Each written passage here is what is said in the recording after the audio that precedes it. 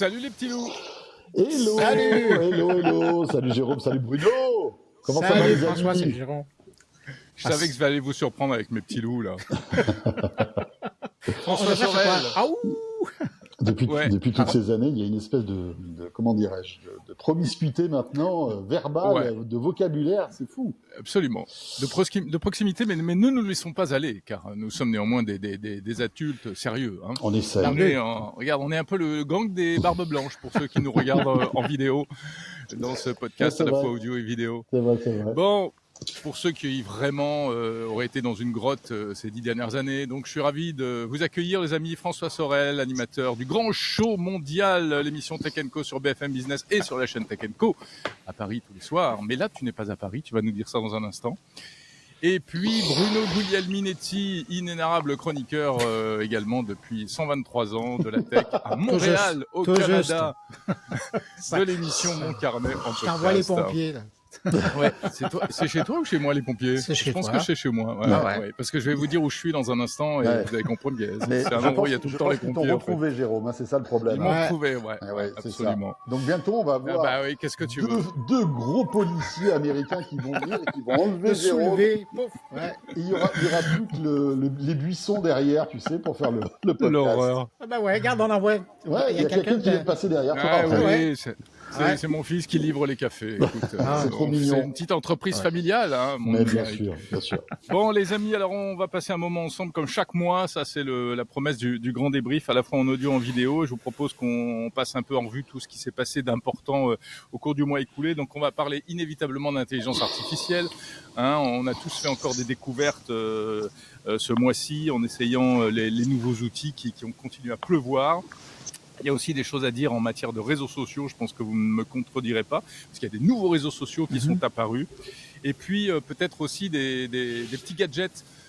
Tiens, j'ai une petite surprise que je vous montrerai peut-être vers la fin de l'émission, parce que c'est la chance d'être aux États-Unis, c'est que j'ai mis la main sur un truc dont tout le monde a parlé récemment, et je vous dirai un peu ce que j'en pense. Oh Ça là vous là, mais va? qu'est-ce que ça va être? J'en peux Ça va être plus bien, d'impatience. On peut aller tout de Voilà. suite à la fin? Oui, c'est vrai. Parce que le Oui, reste, allons on à la s'en fin fout, tout de finalement. suite. Non, vous êtes obligé de Ouais. rester là. Ah, Vous êtes d'accord. obligé Ah. de suivre le déroulement. Allez, c'est parti pour ce grand débrief.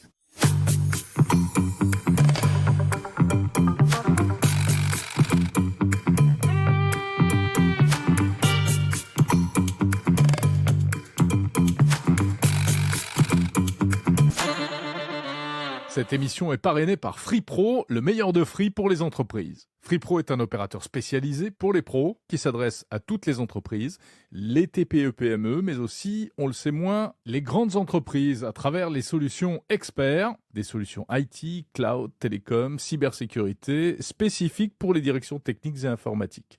FreePro dispose d'experts de la connectivité et de la donnée.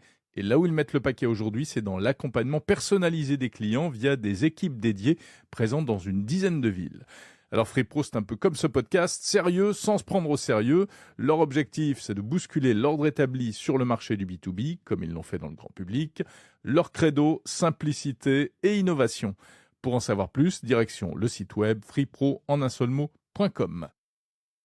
Alors c'est un grand débrief un peu éclaté quand même cette semaine parce qu'on est chacun dans un coin du globe, hein, c'est à peu près ça.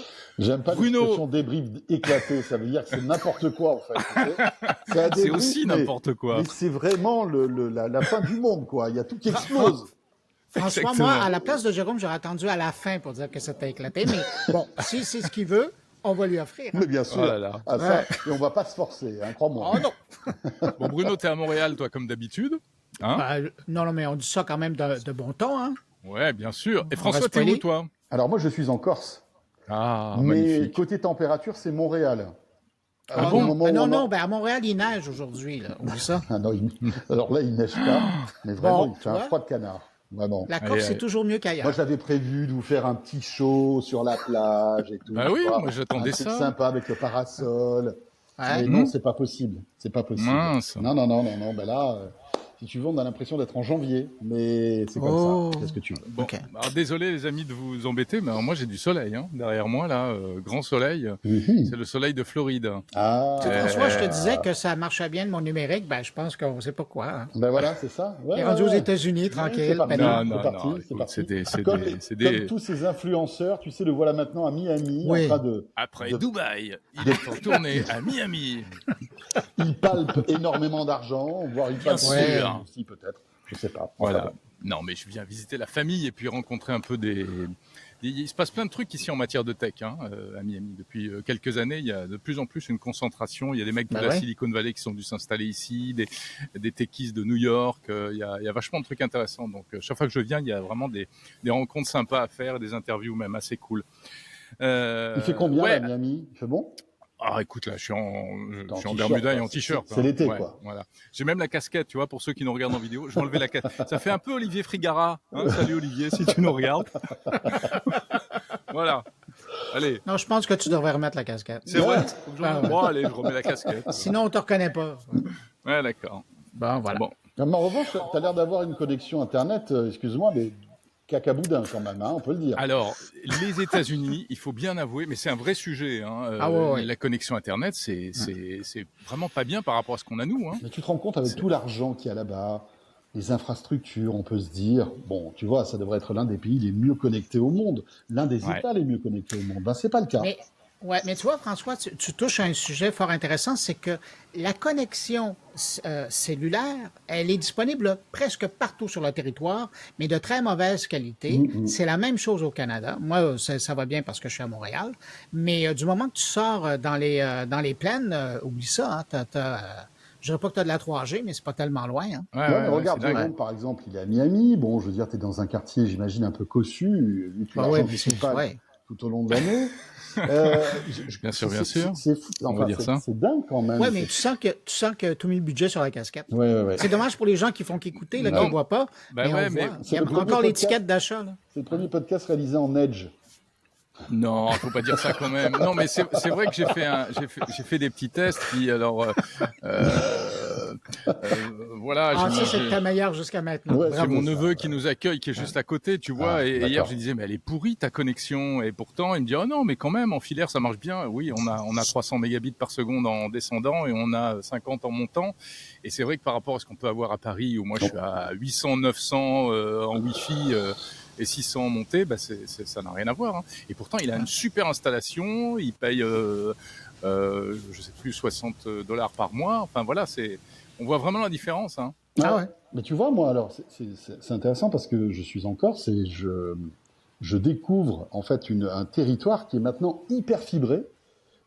Et tu vois, ici, j'ai la même connexion qu'à Paris. Il y a de la 5G partout. J'ai fait un speed test. Je suis à 1 gigabit seconde.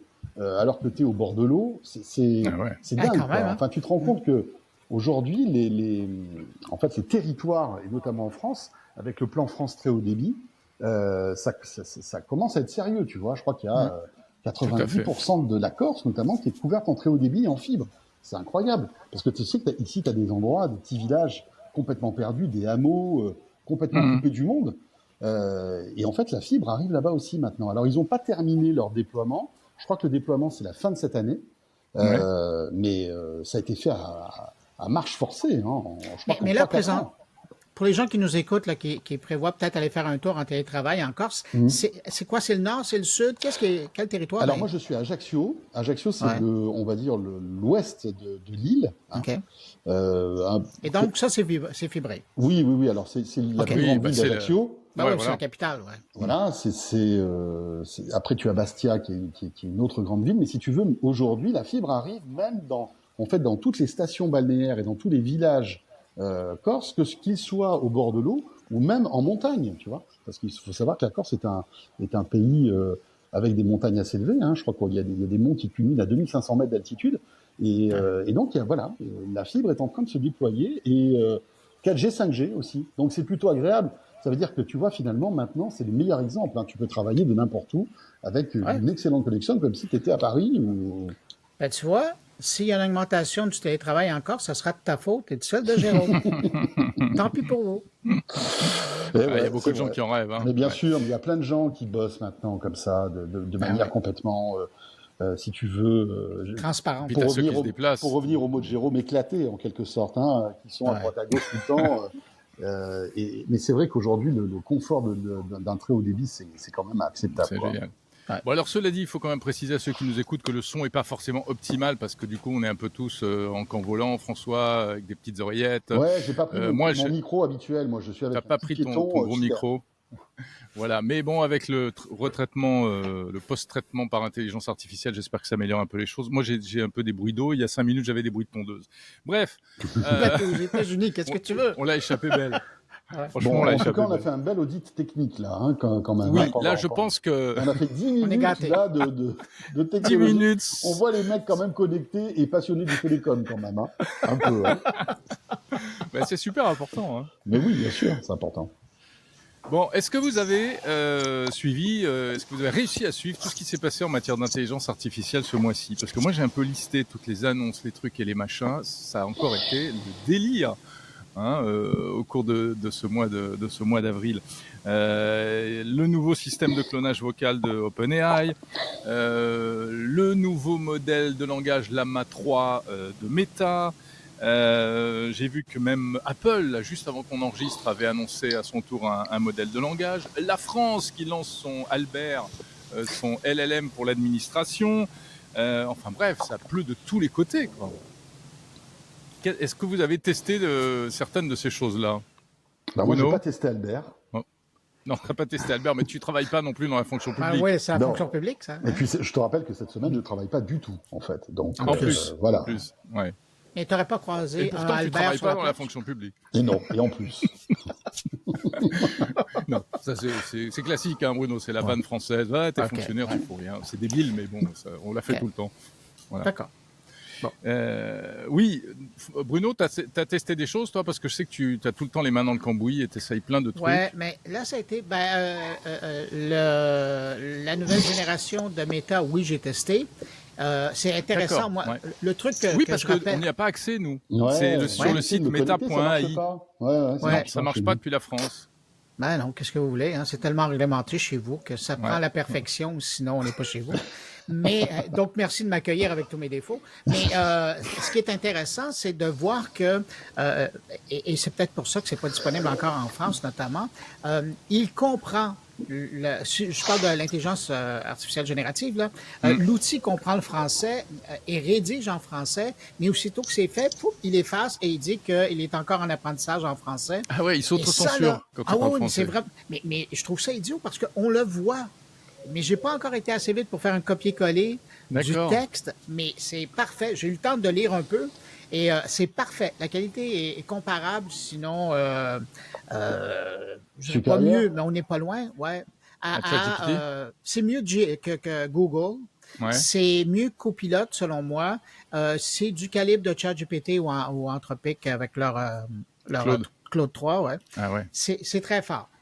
Si je pense à ce qu'ils avaient déjà livré comme assistant ou comme agent conversationnel là, dans les environnements de leur plateforme, là, on est une marche au-dessus. Bah, il était temps quand même, non, les amis? Parce que, en fait, ce modèle de langage de Meta, ça fait un moment qu'on l'attend. Et bon, ils ont quoi, 1 an et demi de retard, hein, parce que si on compare. Alors, il y avait déjà une version 2. Il y avait déjà une version 2 quand même. Mais qui était j'ai l'impression qu'il était moins poussé, quoi. Parce que là, tu as vu, il y a même Mark Zuckerberg qui a fait un post sur Insta pour expliquer que petit à petit, ça allait abreuver tous les services de Meta, Facebook, Insta, WhatsApp, etc. On sent que là, c'est le vrai démarrage de l'IA générative chez Meta. Mais c'est probablement pour ça, d'ailleurs, qu'ils ont fait... Mais c'est bizarre, qu'ils ont fait cette opération-là à Paris pour annoncer tout leur effort dans le IA, sachant qu'ils faisaient du bruit, mais c'est pas disponible chez vous. C'est vrai, mais parce que aussi les pointures sont c'est des contradictions françaises, ça, mon cher Bruno. Ah, c'est vrai. Sans ça, on serait pas aussi charmant, finalement, tu vois. Mais c'est super hâte de voir Albert. C'est à Paris qu'on lance ce système d'intelligence artificielle générative, mais il ne sera pas disponible sur ce territoire, mesdames et messieurs. Elle est bien. Tiens, je te mets une petite... Tu vois ? Waouh. Voilà, il y a même des illustrations sonores maintenant J'ai l'impression dans d'être dans un mauvais stand-up avec un mauvais public. Non, t'es dans un late show international. Ah ouais, Moi, j'y étais au truc de méta. On en a oui. parlé. Je suis venu te faire un débrief dans ton émission, c'est François. vrai. C'était super intéressant malgré tout, avec Yann Lequin, le français, avec comment elle s'appelle, la québécoise que tu connais mieux que moi, Bruno. Ah, mais Joël. Joël Pinault, exactement. Donc c'est la crème de l'IA chez Meta. Et ce qui est intéressant, je trouve, chez Meta, c'est que voilà, ils ont choisi un autre chemin en fait. D'abord, c'est l'open source, mais ça c'est pour Llama 3 qui est en open source. Ouais. Et ensuite, sur la conception même des modèles d'IA, parce qu'il faut savoir que ce sur quoi travaille Yann Lequin, c'est pas du tout Llama 3. Llama 3, c'est pas sa crèmerie. Lui, il est dans le futur. Il est dans la recherche, il est dans l'après. Et il est dans cette histoire qu'on pourrait résumer par multimodal, c'est-à-dire que c'est ce qu'il explique très bien. L'IA on peut pas se contenter d'interfaces uniquement textuelles, taper du texte. Pour qu'une IA soit vraiment aussi performante qu'un cerveau humain, ou en tout cas beaucoup plus performante que ce qu'elle fait aujourd'hui, il va falloir qu'elle puisse intégrer aussi, qu'elle sache voir, entendre, sentir. Et donc, il développe des tas de trucs, même des capteurs sensitifs, etc. Et donc, ça, c'est quand même super intéressant, super ambitieux. Mais lui, on pourrait dire qu'il travaille du côté de l'IA générale. Absolument, ouais. C'est l'IA générale, tout à fait. Ouais. Ouais. C'est pas dans le produit, en plus. Pour tous ceux qui ne connaîtraient pas, c'est un petit peu le Graal en matière d'intelligence artificielle générative. C'est ce qui ferait qu'on pourrait comparer ce modèle à une intelligence humaine. Enfin, c'est ce qu'on dit, c'est un peu fantasme. Merci. Je pense que c'est un peu le fantasme aussi, on verra bien, mais... Yann Lequin dit qu'on y arrivera. Ouais, il dit aujourd'hui, les IA génératives type ChatGPT, elles ont le langage. Donc ça correspond, si on compare à un humain, à une toute petite zone du cerveau qui en plus a un nom, je crois qu'il a dit c'est l'aire de Lorca, ou de Broca, l'aire de Broca, qui est une toute petite zone là du cerveau qui nous permet de parler. Si cette zone est abîmée, on peut plus parler. Mais en revanche, notre cerveau fonctionne toujours. Et lui, donc Yann Lequin, il s'attaque à tout le reste du cerveau, d'une certaine manière. Et donc, à arriver, et l'IA de demain, elle devra faire beaucoup plus que savoir simplement parler, converser. Ouais, c'est dingue. Ça, c'est vraiment intéressant. Il n'a pas donné de date, en fait, de tout ça, pour lui. Oh, non, il dit, mais c'est du long terme, c'est du 5 ans, 10 ans, etc. Si, moi, j'ai noté qu'il a dit plusieurs fois 10 ans. Okay. Mais en même temps, ils n'ont pas de roadmap, quoi. C'est de la recherche. Ouais, mais garde en tête, Jérôme, que où on est présentement, on devait être en 2035. Donc, au niveau des dates, moi, de livraison, là, au niveau de l'intelligence artificielle, il y a tellement une course au pognon là-dedans que... Ça va tellement vite. Il y a tellement des dizaines de milliards qui sont investis là-dedans que ça... En fait, c'est exponentiel. Ça va à une vitesse folle. Ouais. Et qu'est-ce que vous pensez du modèle français là ? Tu en parlais, François, le truc Albert. Comment vous voyez ça depuis le Québec, Bruno ? Je trouve ça intéressant, mais j'ai été surpris quand j'ai appris la nouvelle. Moi, je pensais que tant qu'à être fier de Mistral, ils allaient utiliser Mistral. Mais c'est Mistral. Je sais, mais carrément, c'est Meta 2 et Mistral. Ah, je comprends, mais question d'aider, question de positionner le produit. Ils auraient pris Mistral, et puis... non, parce que Mistral, c'est une entreprise privée, en plus maintenant qui est financée par Microsoft, donc après, c'est le meilleur moyen pour accuser les pouvoirs publics de manger, d'être biberonné à l'argent américain. Donc, non, je crois pas, ça me paraît pas débile. Mais c'est quand même super intéressant, non ? Ça veut dire que demain, nous, Français, on s'adressera à un fonctionnaire français, eh bien, pour avoir une réponse, parce que c'est compliqué l'administration française, plutôt que de cocher des cases, etc., ils poseront la question au chatbot qui leur répondra. C'est assez génial, en fait. Et c'est la première fois qu'ils auront une réponse du gouvernement français. Sauf que, attends, là, parce que là, bonjour l'histoire.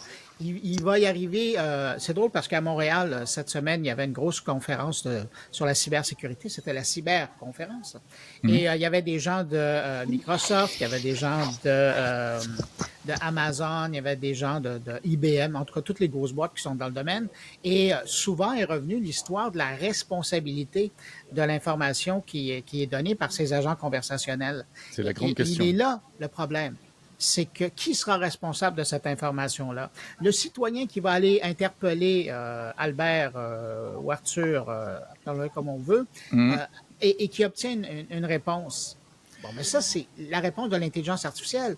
Et c'est beau si ça fonctionne bien. Mais si ça fonctionne mal, qu'est-ce qui va arriver? Qui sera responsable? Voilà, ça pourrait arriver aussi.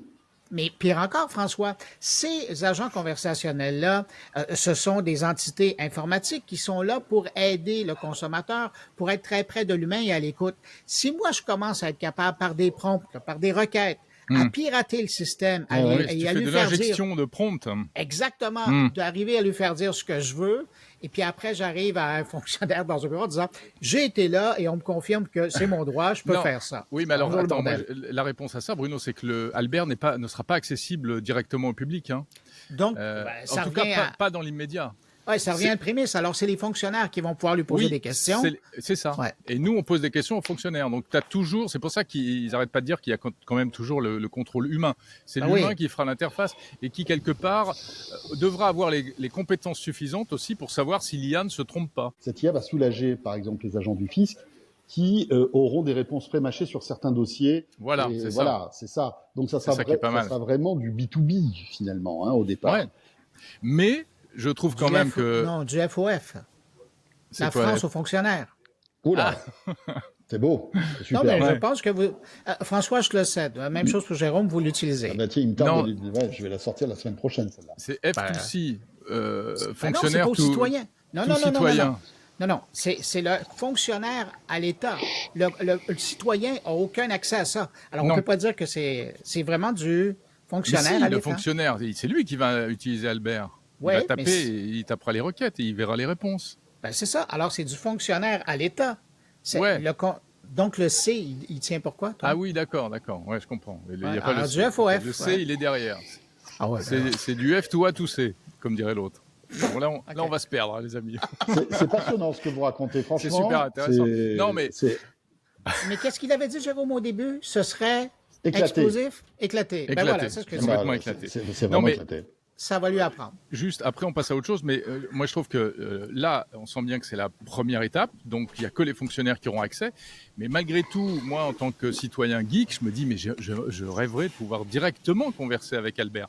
Mais là, on retombe sur ce que tu soulignais, Bruno, les risques, toi aussi, François, les risques d'hallucination, de piratage, etc. Mais tu sais que, Jérôme, j'avais reçu il y a quelques mois de cela, et ça fait un peu de temps, une start-up qui travaillait avec une ville de taille moyenne, qui avait installé en fait de l'intelligence artificielle dans le standard en fait de la mairie et en fait ça a aiguillé automatiquement les appels et on va dire toutes les procédures on va dire habituelles, par exemple tu sais les demandes de passeport, de carte d'identité, tous ces trucs là, l'IA le détecter et expliquer en fait aux gens comment tu pouvais faire avancer ton dossier, etc.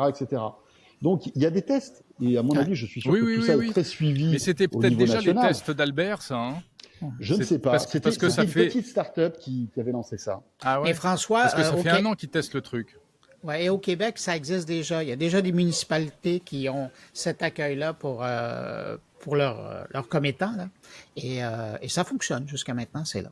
Mais et ça, en fait, ça permet... C'est l'avenir, comme dirait l'autre. Parce qu'après, on peut se dire, oui, mais après, il n'y aura plus de standardistes, toutes les personnes qui sont derrière le téléphone vont disparaître. Non, parce qu'en fait, ça trie. Si tu veux, il n'y a plus personne qui répond au téléphone dans l'administration. Excuse-moi. Peut-être que là, ça va répondre plus facilement, parce que on va dire que ça fera comme une gare de triage. Si tu veux. Et tous les appels évidents, un peu répétitifs, qui sont toujours sur les cartes d'identité, les passeports, etc., c'est l'IA qui le gérera. Et dès que tu auras une question un petit peu plus complexe, là, c'est l'humain qui prendra le relais.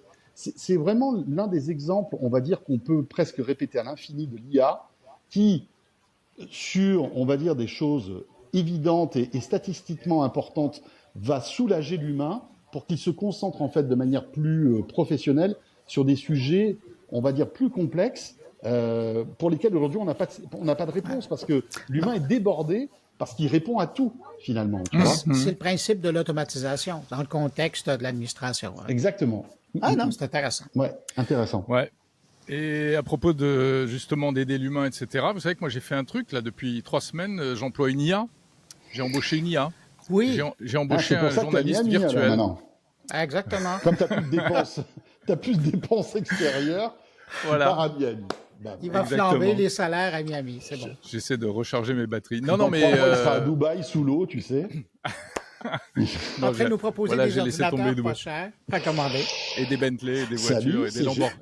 Salut, c'est Jérôme. Testez ce nouveau gloss. Vous allez voir, il est de super qualité. Vous voyez cette casquette? Kikou. Ouais. C'est vrai, je vais Génial. peut-être Non, me faire influenceur à Dubaï. On va se régaler là, pour ça. Ouais. Non, mais oui, juste. Donc moi, je bosse avec un camarade virtuel depuis quelques semaines et je me régale. Hein. Alors, je sais pas si Là, vous est-ce avez que eu c'est l'occasion plus de travail de travailler avec une IA comme ça ou avec un vrai journaliste? Bruno, toujours les bonnes questions. Ben, c'est ce que je fais dans les Je vies. reconnais ton talent d'intervieweur. Oui, mais parce que Et- surtout, il enquête pour lui. Alors, bien sûr, c'est plus de travail parce qu'en fait, par exemple, donc il s'appelle Nicolas, c'est une voix virtuelle qui me fait la séquence actualité en début d'émission chaque samedi. Et c'est du travail parce qu'en fait, tout ce qu'il dit, c'est moi qui l'ai écrit. Et donc, ça veut dire que c'est moi qui ai préparé toutes les news, toutes les actus, etc. Ce que faisait et ce que fait encore, d'ailleurs, que va refaire certainement Lisa de Bernard. Voilà, mais qui était en vacances, donc c'est pour ça que j'avais fait ça. Et en même temps, moi, je suis tellement, si tu veux, pointilleux, casse-pied, etc. Déjà, je remâchais tout, parce que je suis insupportable à ce niveau-là. Je remâchais tout le travail de Lisa. Pas qu'à ce niveau-là. Ouais, pas qu'à ce niveau-là. Continue, là, ouais. Donc, je mettais déjà énormément le nez dans chaque sujet, en fait. Et du coup, ça me demande pas beaucoup plus de travail. Et ça m'offre plus de souplesse, puisqu'effectivement, je veux que Nicolas dise ça, et ben, j'écris la phrase, et puis il me le dit, et ainsi de suite. Donc, c'est quand même assez intéressant. Ouais, mais bon, parce que finalement, il n'y a pas d'IA là-dedans. Enfin, l'IA, c'est la voix et la qualité de restitution. C'est la voix de synthèse, ouais. de la lecture de ce que tu écris. Tu as raison. C'est pas l'IA générative. C'est vraiment. Alors, il y a un peu. Ouais, il y a un peu d'IA parce que je m'aide aussi un peu toi aussi, je crois, Bruno, de ChatGPT, de Claude, etc. pour écrire les scripts au départ. C'est-à-dire que je lui balance plein d'infos, tu vois, je lui mets des notes. En fait, sur ChatGPT, tu lui mets des notes. Tu mets, voilà, tel jour, tel lancement, machin, un tel a dit ça. Écris-moi un article. Et il m'écrit un script. Il m'écrit un script de 500 signes, 1000 signes. C'est jamais parfait, il faut toujours le réécrire, mais enfin, il a fait le travail qui consiste à assembler des mots sans grande valeur ajoutée. C'est le document martyr. Ouais, exactement. Donc, oui, la voix n'est qu'une brique, mais si tu mets ça avec d'autres briques, je pense que ça devient vraiment intéressant. Et si on se projette très très loin, je pense que c'est quand même malgré tout la porte ouverte vers une nouvelle forme de journalisme, qui va être de plus en plus augmentée par l'IA, assistée par l'IA, etc. Puis vous savez ce qu'on dit, il y a des prévisions c'était à South by Southwest, les mecs disaient, mais demain, l'entrepreneur, pas que dans le média, hein, mais il y aura des entrepreneurs qui seront des gamins de 20 ans à l'autre bout du monde avec des armées de bots. Sam Altman disait cette semaine qu'on est à veille de voir le premier entrepreneur solo, le solo-entrepreneur, devenir milliardaire. Parce qu'il est tout seul et il utilise des intelligences artificielles. Mais moi, je suis curieux, Jérôme, c'est quoi la rétroaction de la part de tes auditeurs? Est-ce qu'ils aiment ou ils n'aiment pas? Deuxième bonne question, effectivement, et ça, je le raconte dans un petit papier que j'ai publié là il y a quelques jours. Les réactions, elles sont partagées. Grosso modo, j'ai beaucoup de réactions positives où les gens trouvent que la voix est tellement réaliste que c'est bien, c'est agréable. Il y a des réactions négatives. Ceux qui disent mais non, mais il faut faire revenir Lisa quand même, c'est pas normal et tout. Alors, je rassure tout le monde. Ça, c'est des fans. Voilà. Et puis, je pense aussi qu'il y a une question d'habitude. La voix est très différente, elle est très très compressée, elle est très radiophonique, donc peut-être qu'il y a des gens qui n'aiment pas, etc. Mais il y a une réaction qui m'a particulièrement troublé, c'est quelqu'un qui me dit « Ouais, j'aime pas trop parce que parfois il donne son avis, il fait des blagues pas drôles, je sais pas quoi. » Ah, mais là, tu vois avec François. J'ai pas participé. Ah, celle-là, je n'ai pas celle-là, elle est bien. Tiens, je te mets un petit drum. Merci. Ouais, elle est parfaite. Non, et mais en fait, pardon, tu vois, sérieux. La réaction, finalement, c'est un peu oublié que derrière, c'est moi. Il n'existe pas, Nicolas. Oui, mais pour une fois, il est honnête. Il savait pas que c'était toi. Alors, finalement, il parle de ton humour. C'est bon. Voilà. Mais c'est intéressant parce que, malgré tout, je trouve qu'on mélange deux sujets. On mélange le fond et la forme. C'est-à-dire ?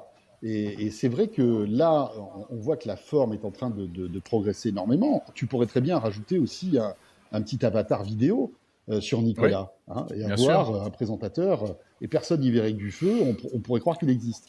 Mais après, pour ce qui est du fond, c'est là que tu te rends compte que ChatGPT, c'est pas un magicien, quoi. C'est pas David Copperfield qui va te permettre de recracher des choses intéressantes, pertinentes, qui va intéresser ton audience, etc., etc. Tu vois. Et le fait que tu dois réécrire toutes tes brèves pour qu'après ce truc recrache quelque chose.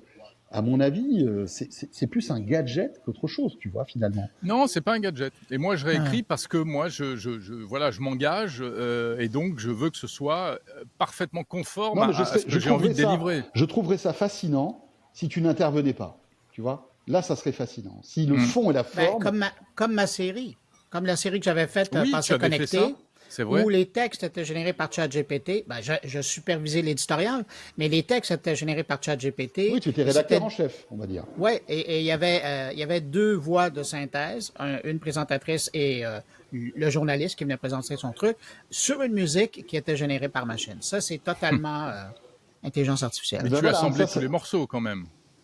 C'est toi qui... Mais j'aurais pu le faire, mais jamais. À un moment donné, je voulais quand même avoir un lien avec la production, là. Mais je pense, François, je pense du côté de Jérôme et je vois l'avenir parce que je regardais cette semaine au Québec, il y a les journalistes, le Conseil de presse du Québec qui a mis à jour son code de déontologie et ils ont ajouté 2 petits paragraphes concernant l'utilisation de l'IA dans un contexte de presse. Et essentiellement, ce qu'ils disent, c'est qu'un humain doit superviser le contenu généré par une IA avant de le diffuser au public. Et puis, deuxièmement, tout contenu qui est fait par l'intelligence artificielle doit être identifié comme tel. Et ça, dans la démarche de Jérôme, ben évidemment, lui, ça va aussi avec son sujet et le contexte, parce qu'il fait lui-même de la recherche et du développement avec son émission. Mais je trouve que ça, quand même, c'est important que ça soit dit quand on utilise l'intelligence artificielle. Tout à fait. Il faut prévenir les gens et il faut garder la main et il faut le dire. Il faut dire ce qui est virtuel et ce qui ne l'est pas. Ce qui sera intéressant, c'est de voir si pas de notre vivant, mais en tous les cas de notre génération, on connaîtra une IA générative qui te permettra finalement de tout faire avec la qualité. Moi, je suis sûr qu'on va avec le voir. Avec les exigences de qualité d'artisan de l'information, tu vois, parce que mais François, finalement, tu es très exigeant. Donc, le jour où tu valideras ça et que l'IA arrivera à comprendre ce que tu veux vraiment et qu'elle restituera ça sera incroyable. Mais regarde l'initiative de Channel One, François. Bon, ils n'ont pas encore livré, là, ils avaient prévenu ça pour le mois de mars. Là, ils doivent être confrontés à la réalité de la production. Mais c'est un peu ce qu'ils promettent, hein? Un service de presse généré par intelligence artificielle, audio, vidéo, avec des reportages montés par de l'IA. Mais ça doit tellement être complexe aujourd'hui à faire. Je suis sûr que ça prend plus de temps que de faire un contenu humain, finalement, tu vois. Moins cher, mais plus de temps. Ouais. Bon, enfin bref. Voilà, les amis, en matière d'IA. Alors, il y avait un autre gros secteur qui a pas mal bougé ces derniers temps. Là, c'est ce mois-ci notamment, c'est tout ce qui touche aux réseaux sociaux. Évidemment, ça ne vous aura pas échappé. Il y a le feuilleton TikTok, le TikTok ban. Hein. Aux États-Unis, mais aussi en Europe, etc. Et puis même, il y a des nouveaux réseaux sociaux qui sont apparus, comme AirChat. AirChat que ça y est, tu es déjà un utilisateur actif, toi, Bruno. Ah ben oui, je n'ai que ça à faire de ma vie, moi, essayer des choses. Et parce que je ne vais pas en Floride, je ne vais pas en Corse, comme je suis à Montréal. Je dis, bon, passons un peu de temps sur AirChat. Ben, quand il neige, de toute façon, tu n'as pas le choix, hein, tu as que ça à faire. Ben non, j'attends, après je vais pelleter, après je rentre, je rentre sur AirChat. Ouais. Ah, François, tu connais toute ma vie. Il est habile. J'imagine Bruno avec sa pelle. Tu sais? Ben, je t'enverrai une photo la prochaine fois. AirChat, donc AirChat, c'est un Twitter vocal, en fait, c'est ça? Oui, on peut le présenter comme ça. Je ne sais pas si vous regardez à l'occasion, c'est disponible sur Netflix, ça s'appelle The Cycle, Le Cercle. C'est une émission où les gens ont une interaction vocale avec des publications. C'est exactement le même principe. Moi, j'ai trouvé ça amusant la première fois que j'ai vu ça. Alors, tu dictes à ton application ton propos, et puis rapidement, même en français, sans aucune erreur, il retranscrit ce que tu as dit. Et donc, il est possible d'avoir une discussion comme ça en texto, pas en texto, en publication texte ou de façon audio. C'est amusant, maintenant, c'est de savoir si ça va prendre sa place et si ça ira chercher un marché en particulier. Mais c'est sûr que pour les gens qui ont de la difficulté avec leur grammaire, avec leur orthographe, pour qui ça a toujours été une barrière, ben là, ils vont se sentir plus à l'aise parce que il y a un outil à l'aide. Mais il y a quelqu'un qui me faisait remarquer que ce type d'utilisation pouvait déjà être fait par un téléphone intelligent. On utilisait la fonction micro de notre téléphone sur d'autres plateformes et on pouvait le faire. Ils ont raison. Mais là, c'est basé que là-dessus. Alors, c'est un réseau social sans clavier et ça fait ça livre ce que ça promettait. Et la retranscription est vraiment bluffante. Elle est parfaite. Ah ouais. En français aussi, même les hésitations. Mais ce qui est amusant, c'est que quand tu scrolles, eh bien, en fait, tu entends tous les messages vocaux, quoi, qui se déclenchent les uns après les autres. Tu l'as essayé, toi, François? Non, parce que c'est sur invitation. Oh, je t'inviterai, on t'invitera. Bah ouais. Et je me rappelle à l'époque où Bruno m'aimait beaucoup, il m'avait envoyé une invitation pour Blue Sky, par exemple, tu sais, ce réseau social. Mais ça avait pris du temps pour accepter. Oui, c'est vrai. Et là, non, AirChat, j'ai pas pu tester. Bon, je vais faire ça là, pendant qu'on parle. Oui, invite-le quand même, parce que là, je sens qu'il se sent un peu... des fois. Là, je suis un peu jaloux quand même, les amis. Hein. En tout cas, ça ressemble vachement aussi à... Comment ça s'appelait Clubhouse, bien ça sûr. rappelle. C'est complètement Clubhouse. Sauf que on n'est pas dans la conférence, dans la room, où tu avais quelqu'un qui prenait le micro et qui parlait pendant 40 minutes. Mais tu sais que moi, Clubhouse, je trouvais ça génial, en fait.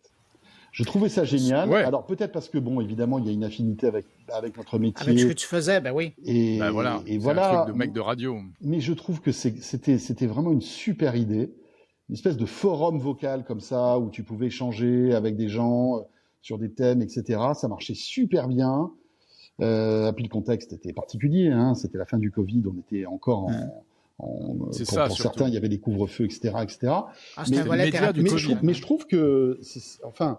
On a un peu trop vite enterré Clubhouse, qui existe toujours d'ailleurs, qui a beaucoup évolué, mais l'idée de principe est intéressante, hein, parce que quand tu vois, je me dis que tu peux faire l'analogie avec des podcasts en direct finalement, parce que tu prépares tes intervenants, tu te fais ton petit, voilà, là je parle en tant que présentateur comme vous, hein, mais tu te fais ton petit truc et tout, tu le vis en direct avec peut-être des auditeurs qui peuvent s'ajouter. Et moi, j'avais que des intervenants hyper intéressants à chaque fois qui venaient, parce que en plus, la petite subtilité de ce machin-là, c'est que quand tu écoutes quelque chose d'intéressant et d'intelligent, bah tu réfléchis avant d'ouvrir le micro et de prendre la parole, tu vois. Tu réfléchis, tu essaies d'être au niveau. Et ça, et je trouve que ça fait monter quand même la qualité du truc. Et c'était un super outil. Et même en replay pour les podcasts, je trouve. Ouais. Mais c'était quand même le média du Covid. Hein. On était tous bloqués chez nous et plutôt que de regarder la télé toute la soirée, on passait la soirée sur on socialisait. Ouais. Bien sûr, bien sûr. Bon, et TikTok, vous en pensez quoi? Toi, c'est rigolo. Enfin, c'est rigolo. Je sais pas si c'est rigolo, mais c'est des trucs qui se passent en parallèle finalement entre les États-Unis et l'Europe. Vous pensez que TikTok va être interdit et aux US et en Europe? Écoute, pour TikTok, le compte à rebours a commencé. C'est plutôt tic-tac, si tu veux, je pense. Celle-là, je vous l'offre. Elle est pour moi. Ça me fait plaisir, vraiment. Merci beaucoup. Avec un peu de retard, quand même. Ouais. Ça vaut même mieux, hein. On sent que le public dort. Soit le public dort, soit le batteur est en Floride, mais avec un décalage. Quand même. C'est le décalage. C'est ça, tu vois. Moi, je l'entends. Mais François, moi, je l'entends vraiment au moment où tu fais ta blague. C'est le décalage avec l'Europe. C'est le décalage avec l'Europe, c'est ça. Et oui, c'est ça. TikTok, c'est tic-tac, alors. Mais moi, je suis d'accord. Non, mais c'est vrai que... Alors après, on verra bien comment tout ça va évoluer, parce que visiblement, le patron de TikTok dit qu'il a ses chances et qu'il pourrait... infléchir en fait la décision de justice, ça va être intéressant de voir. En tout cas, c'est pas une décision de justice puisque c'est une décision du gouvernement. Présidentielle. Et après, visiblement, il y a des recours juridiques que peut intenter TikTok. Mais ça prouve quand même le malaise qu'il y a autour de TikTok. Ça fait des mois qu'on en parle, hein, les amis. Hein, malaise global. Hein. L'Inde, ils ont pas attendu 2024 pour arrêter TikTok. Hein. C'était en 2020 et c'est une posture qui est courageuse quand même parce que 170 millions d'Américains utilisent TikTok, donc c'est pas une décision populaire, c'est clair, qui va être contournée techniquement d'une manière ou d'une autre. Hein.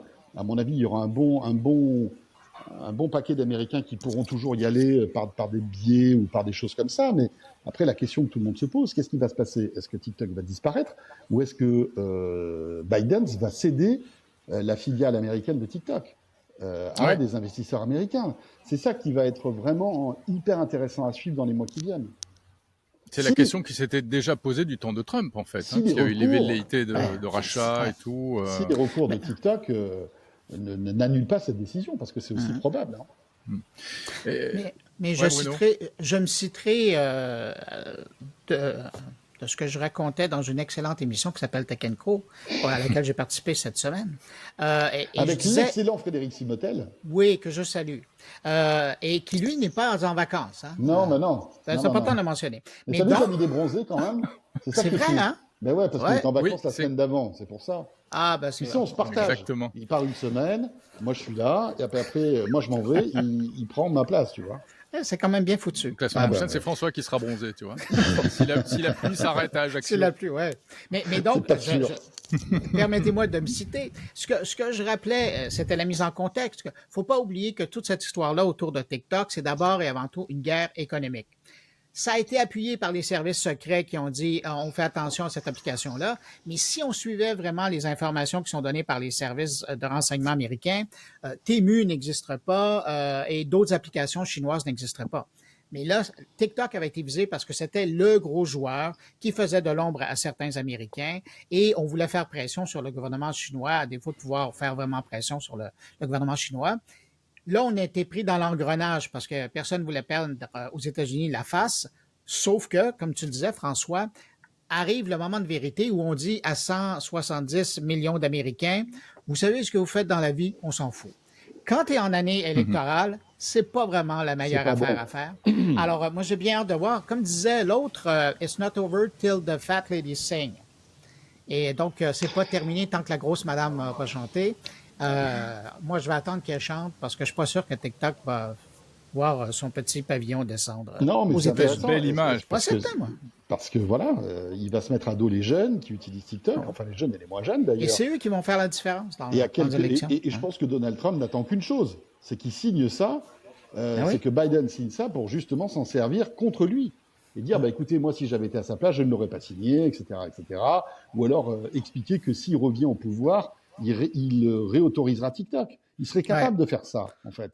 Simplement pour grappiller quelques milliers de voix, tu vois. Enfin, c'est lui qui avait voulu l'interdire la première fois. Oui, Trump. ça, c'était en 2020. Il a changé d'avis. Il a dit que maintenant, les combats, c'était ailleurs, etc. Enfin bref, bon... Comme d'habitude. Mais c'est vrai que et Biden qui veut interdire, lui, au même moment, il a ouvert son compte TikTok. Récemment. C'est son comité électoral. Là, oui, bien sûr. Bon. C'est pas.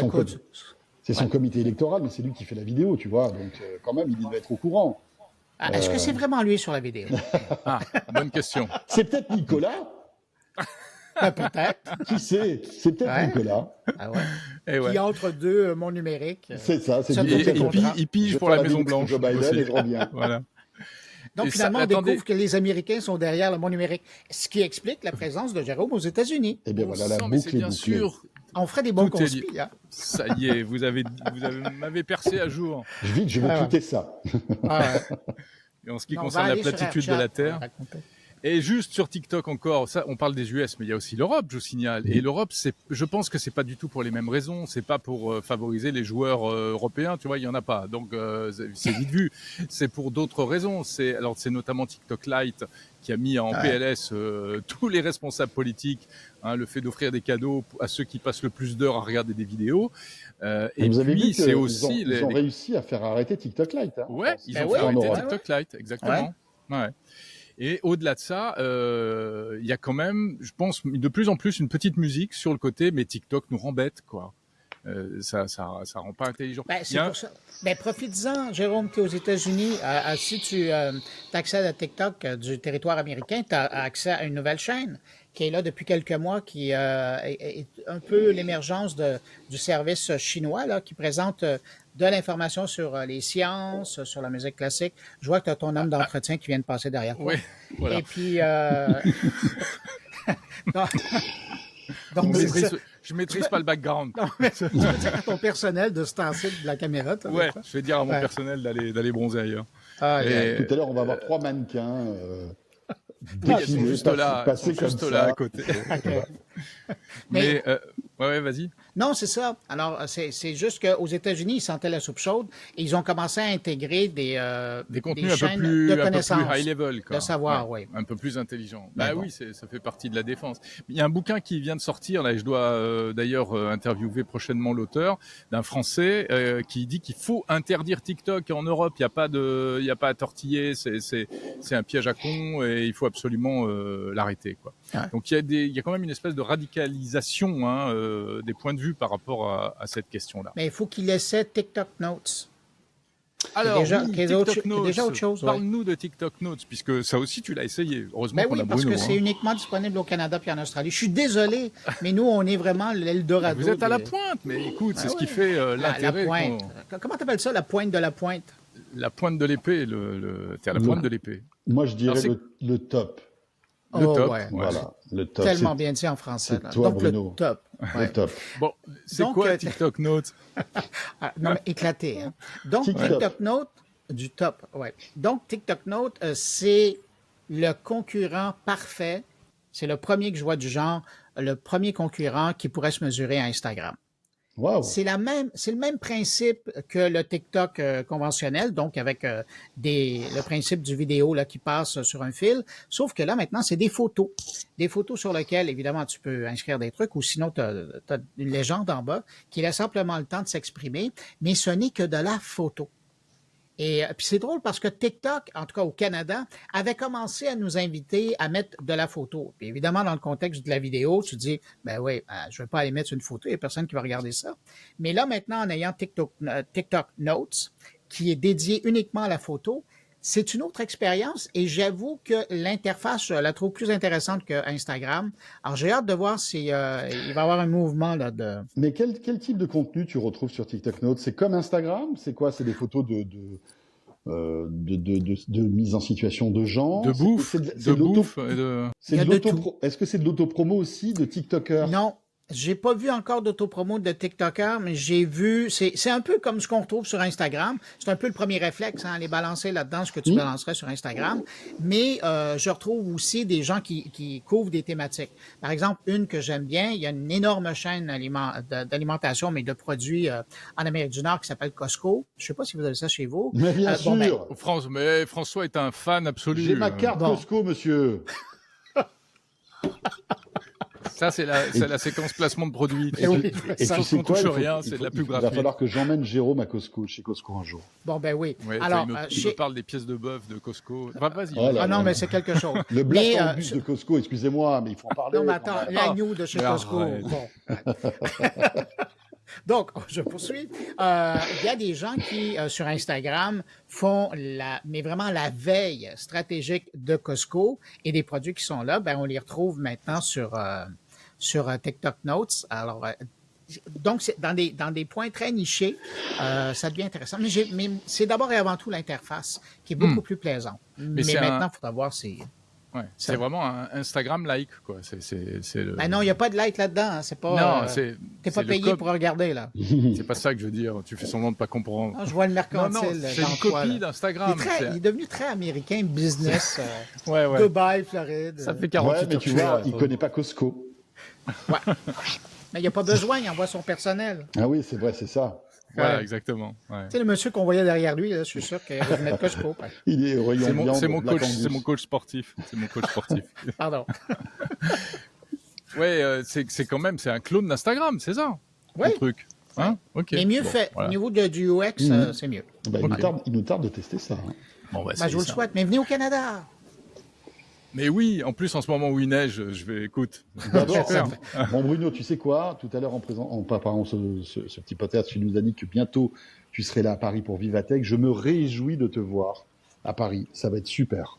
Arrête, moi, je m'en peux plus juste en te voyant sur mon écran. Imagine qu'est-ce que ça va être quand je vais te voir pour de vrai. Faut qu'on s'organise un truc. Et les gars, il faut qu'on s'organise un petit dîner ou quelque chose quand même, là, hein? Ouais, un petit dîner, une petite émission, un petit podcast, un petit truc comme ça. Hein. Ah, bien sûr. On pourrait peut-être faire un podcast en même temps qu'on mange. Ça serait bien, ça. Ah, ça, ce serait... On gagnerait du temps. Je sais pas si ce serait très, très intéressant pour les gens qui nous écoutent. Moi, j'ai 48 heures, donc on peut gérer ça là-dedans. 48 heures, c'est quoi. Bon, vous savez, alors on est à... Ça y est, ça fait 50 minutes qu'on se parle. Encore quelques minutes. Regardez ce que j'ai dans les mains. Alors, pour ceux qui nous regardent en vidéo, parce qu'évidemment, c'est à ton l'audio, AI ça va. pin. Mais c'est le Human, ben oui. C'est le Human AI Pin, en effet. Et puis? Exactement, que j'ai en main depuis hier. Voilà, Et puis? c'est Tu vois, grosse émotion, non? T'as Je vu, vais ça nous mettre, laisse sans voix, ce truc. c'est complètement sans voix. Ouais.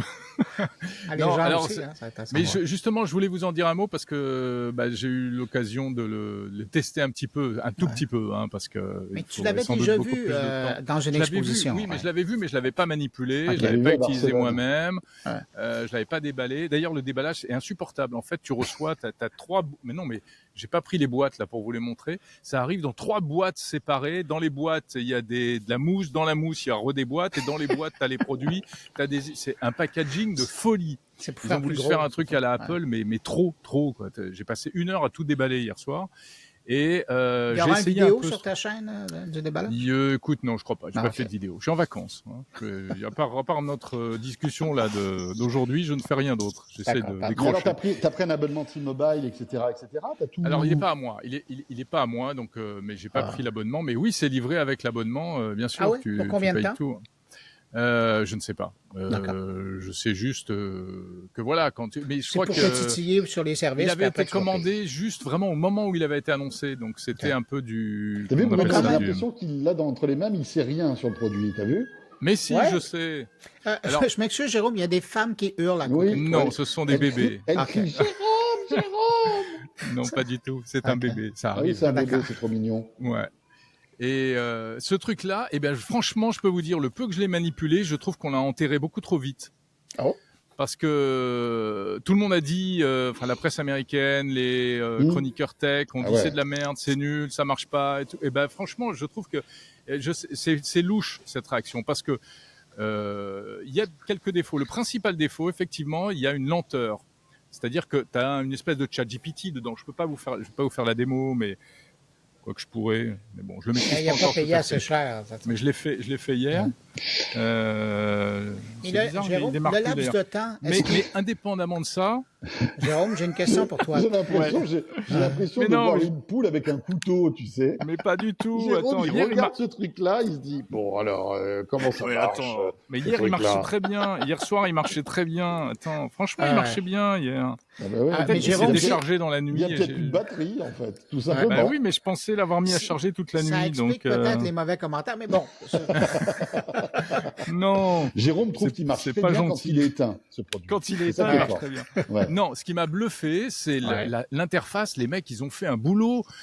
C'est super intéressant. Le truc de projeter dans la main et il détecte les mouvements des doigts. C'est-à-dire que pour valider, par exemple, pour avancer dans un menu, pour faire défiler un menu, tu recules ta main ou tu avances ta main et ça fait défiler le menu.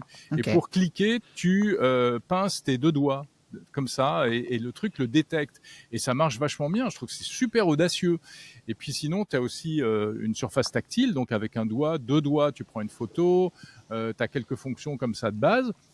Alors en effet, c'est pas parfait, encore une fois, c'est lent à Mais je veux réagir et tout. revenir sur la Mais c'est- lenteur. Tu as Ouais. déjà essayé l'application ChatGPT sur mobile. Il Oui. y a une lenteur. Quand tu poses une question, il y a un laps de temps pour qu'il réfléchisse, puis après, Ouais. il te balance la réponse. Mm. Est-ce qu'on parle de ce type de lenteur-là Oui. ou c'est encore plus long?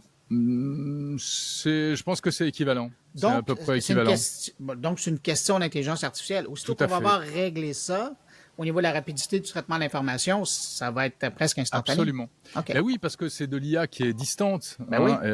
Mais le jour où tu sais que la tendance, c'est de plus en plus de mettre ça à Onboarding. l'intérieur, Ben oui. onboarding, Ouais. et ça va réduire les temps de communication et les temps de réaction. Moi, je trouve que franchement, ça a été balayé trop tôt et il y a un super travail d'ingénierie et de recherche d'interface, de recherche de trucs. C'est pas parfait, mais c'est une V1 d'un type de produit qui n'existe pas. Il faut un peu d'indulgence. Quand tu aimes la tech, tu peux pas balancer ça à la poubelle. C'est pas Oui, normal. Jérôme, sauf que ça coûte $700, t'as $24 par Ouais. mois de connectivité, tu vois. Bon, je veux bien Mais évidemment. qu'on soit Et là, le qu'on Vision Pro, défriche, il coûte 4 000 qu'on euros. soit là il avec coûte notre 4 000 machette et $. qu'on coupe la jungle de la technologie et tout, mais bon, quand ça te coûte 700 balles et que... Parce qu'il faut quand même rappeler que le YouTuber tech le plus influent au monde a testé ce produit-là, et c'est l'une des rares fois où il a dit « ne l'achetez pas ». Quoi. Ah, Ça y est, il a l'achetez pas. démarré. Ah, ça y est, il a démarré. Ouais, non, il faut pas l'acheter. Si t'es pas toi-même un geek de premier niveau, il faut pas l'acheter. C'est sûr. C'est pas un produit grand public. Mais c'est comme le Vision Pro. Tu vas recommander le Vision Pro à tes amis? Non.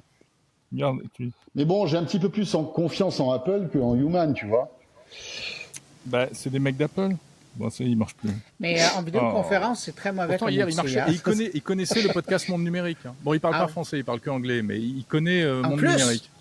Non, attends. Ouais. C'est Guillaume, mais il n'est pas capable de parler en français. Non, il parle espagnol. Je lui ai demandé de traduire, parce qu'il peut traduire normalement, mais il traduit qu'en espagnol. Oh là là. Donc, il est vraiment positionné pour le marché américain. Là.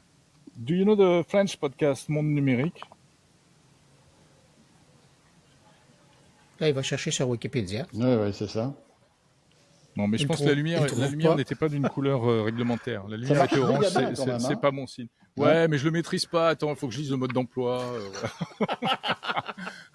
Ah ben ouais. Ouais, bon. Ouais, je ferai une vidéo à part. Mais quand même, même, Jérôme, j'aime plus la démo que tu as faite à Barcelone que celle que tu viens de nous faire. Mais parce que je suis pas démonstrateur Human, moi. OK. Je le manipule depuis hier. OK. On se demande vraiment ce qu'il fait un bruit bizarre. Il fait un bruit bizarre, tu sais, de la pompe à essence qui est vide. C'est moi, curieux, je pense que je le décrocherai de mon T-shirt et je l'enverrai très loin. J'ai l'impression qu'il va te sauter sur la poitrine. Vu le prix que ça coûte, je vais pas l'envoyer très loin, non, okay. Non. Bon, voilà, écoutez, on va finir là-dessus, non? Je pense que... Avant que tu... alors, tu sais quoi, Jérôme? C'est intéressant. Teste-le vraiment et puis tu viendras dans Tech & Co nous raconter tout ça. Exactement. Tout à fait. Allez, je viendrai t'en parler. C'est cool. Bon, messieurs, un grand merci. Je vais vous libérer. Vous allez retourner à vos occupations diverses et variées. François va aller à la plage. Toi, Bruno, tu vas aller pelleter. Ouais, si je vais à la plage, j'y vais en anorak. Hein. C'est pas bon signe, hein, quand même. Aïe, aïe, aïe, aïe. Ça te prépare pour le Québec, c'est bon. C'est ça. Et donc, on se retrouve à Vivatech au mois de juin, alors. Hein. C'est ça le deal? Oui, monsieur. Okay. C'est mai. Le mois de mai. C'est mai. Okay. Non, mais François, tu le laisses aller le mois de juin. Il va être... Bonjour, c'est la Vivatech. Bonjour, non, c'était il y a 15 jours. Il n'y a personne. Comment ça se fait qu'il n'y a personne? Oh là là. Bon, en tout cas, un grand merci d'avoir été là.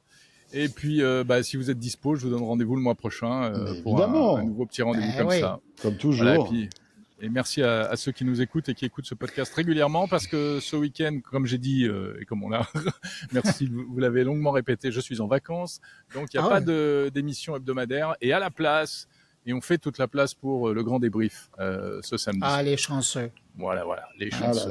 Et là, Jérôme va jeter son casque, sa casquette et aller se jeter dans la piscine. Ouais. Ça va être top. Tu vois. Tu fais quand même attention au bébé qui est en train de pleurer sur la barre de la piscine. Tout à fait. Sois prudent. Ouais, exactement. Bon, François, à bientôt dans Tech & Co. Et Bruno, à bientôt dans mon carnet, chaque jeudi, sur toutes les bonnes plateformes de podcast. Salut les amis. À bientôt. À bientôt. Salut. Le grand débrief de Monde Numérique vous était proposé en partenariat avec Free Pro, le meilleur de Free pour les entreprises.